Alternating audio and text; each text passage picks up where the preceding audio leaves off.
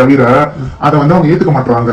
அதனால என்ன பண்ணிட்டோம், அவங்க கொடுத்த அளவு பிளவுஸ் இது எல்லாத்தையும் வச்சு செக் பண்ணி பார்த்து கரெக்டா போட்டு கொடுக்கணும் அப்படின்னு சொல்லிட்டு முடிவு பண்ணியாச்சு.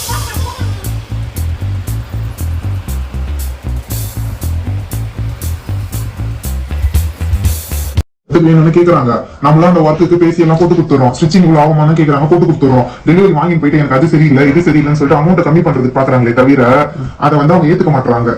அதனால என்ன பண்ணிட்டோம், அவங்க கொடுத்த அளவு பிளவுஸ் இது எல்லாத்தையும் வச்சு செக் பண்ணி பார்த்து கரெக்டா போட்டு கொடுக்கணும் அப்படின்னு சொல்லிட்டு முடிவு பண்ணியாச்சு. அதுதான் பண்ணிட்டு இருந்தேன். போட்டுருவீங்க ஒர்க்கு பாக்குறியா? இதுல இன்னொரு கன்ஃபியூஷன் இருக்கு.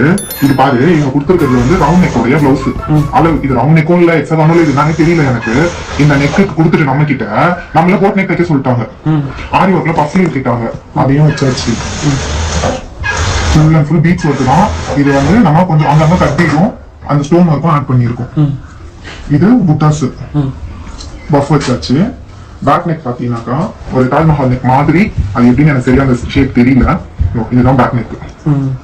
இந்த ஒர்க் போட்டுருக்கோம்.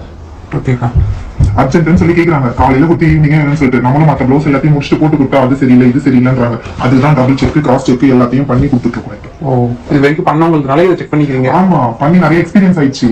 எக்ஸ்பீரியன்ஸ் தானே ஒவ்வொருத்தவங்க மாத்துன்னு சொல்லுவோம்ல, அந்த மாதிரி நிறைய அனுபவப்பட்டு துன்பப்பட்டு துயரப்பட்டு திருந்தாம இருக்க கூடாது இல்ல, இனிமேல் அது திருந்தணும்னு சொல்லி பண்ணியாச்சு. அதை தெரிஞ்சுட்டீங்க. ஆமா, அவ்வளவுதான்.